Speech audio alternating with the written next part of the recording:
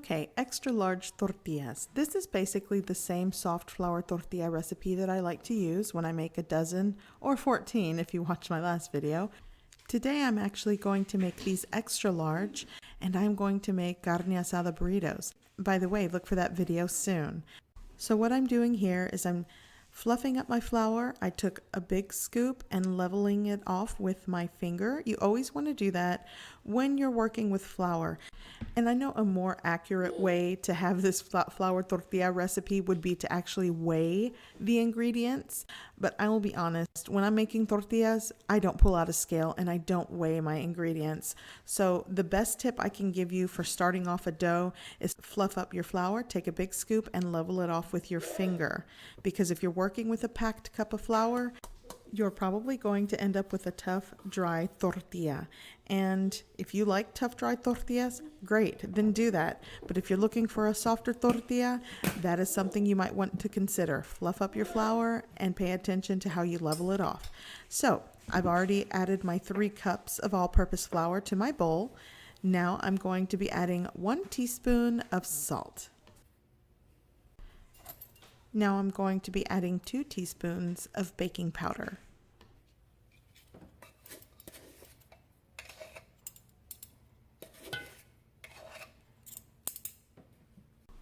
I'm going to give it a mix with my hand. You can use a fork, a whisk, you can sift it all together, but this is how I do it.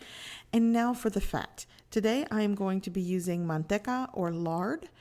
Again, I've said this in my other videos. I have 2 other videos for flour tortillas. You can use oil, you can use ghee, butter, coconut oil, you can use avocado oil, you can use any fat, whether it's healthy or unhealthy, of your choice.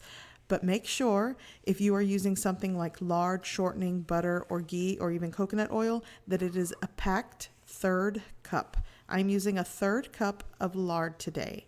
All right, now that that's clear, let's move on. So I'm just going to give this a mix with my hands. I'm just going to, I guess, crumble up the manteca into the flour, salt, and baking powder.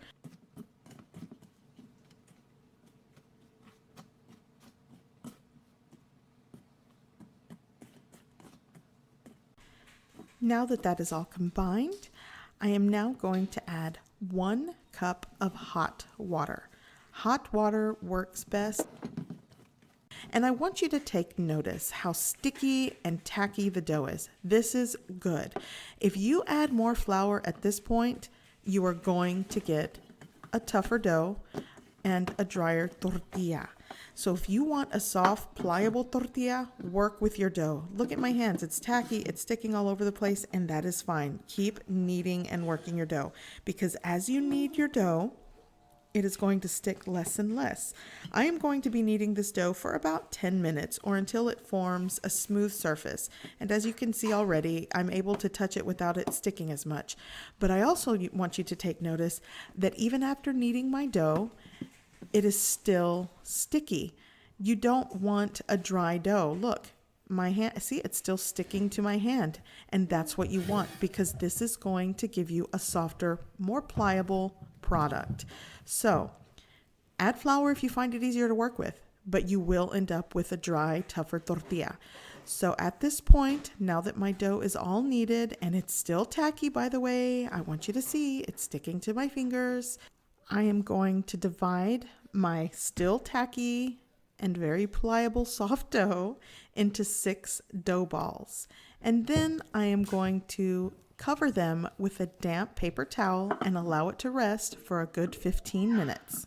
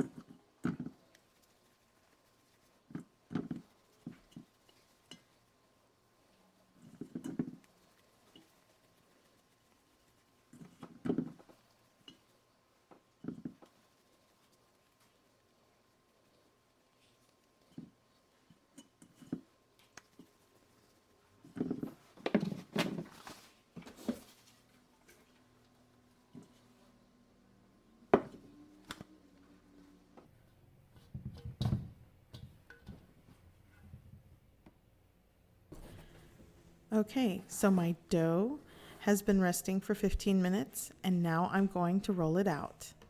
I have some extra flour and I'm going to lightly flour my surface. I want you to take notice how nice and soft the dough is.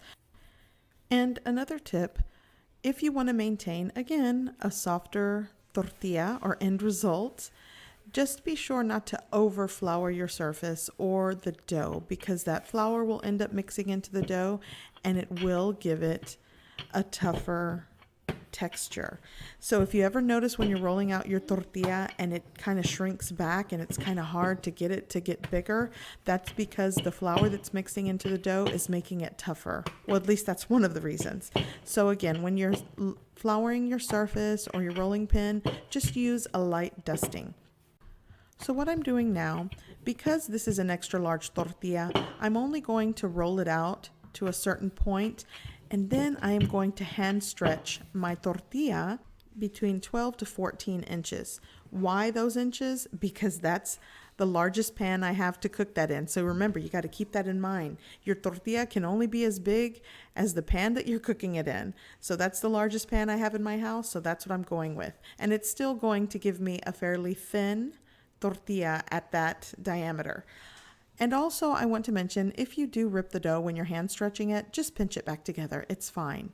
If you're asking yourself, why don't you just get a larger rolling pin and roll it out to your desired size? Sure, you can do that, but I find it's easier for me to hand stretch it instead of flipping the dough back and forth, trying to get it to lay flat as I'm rolling it out bigger and bigger. And actually my work surface is not that big to do that, but if you have a larger work surface and you have a larger rolling pin, by all means, give it a shot. And if that works for you, great.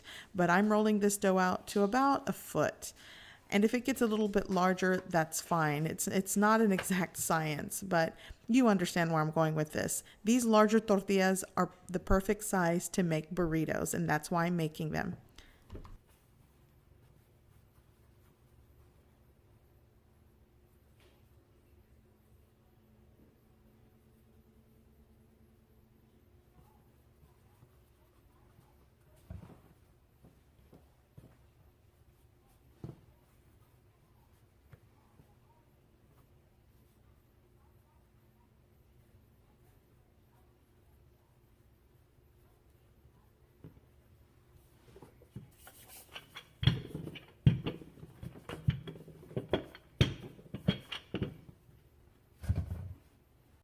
Now I'm taking it over to my preheated pan and I'm going to cook this. By the way, I'm using a medium heat when I'm preheating and cooking my tortillas.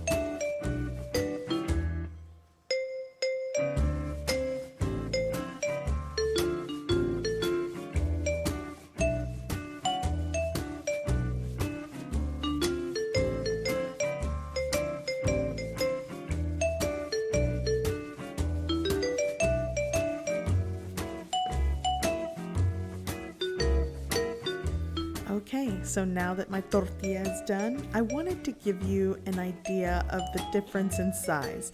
So the tortilla on the left is a regular sized tortilla that I normally make, and the one on the right is obviously my burrito sized extra large tortilla. If you find yourself wanting to make burritos at home, this is a great way to make homemade burrito sized tortillas. And as you can see, they are nice, soft, and pliable, and they don't break when you bend them, which is perfect for burrito making. As always, the recipe will be listed in the description box below.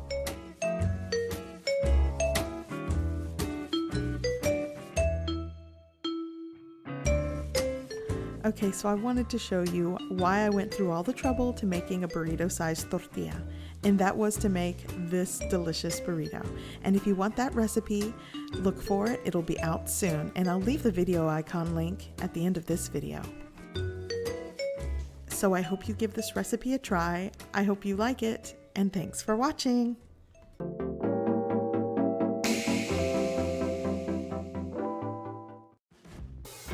Hey guys, you can click on the video icons for more recipes, or you can click on my picture icon to subscribe. Thanks for watching.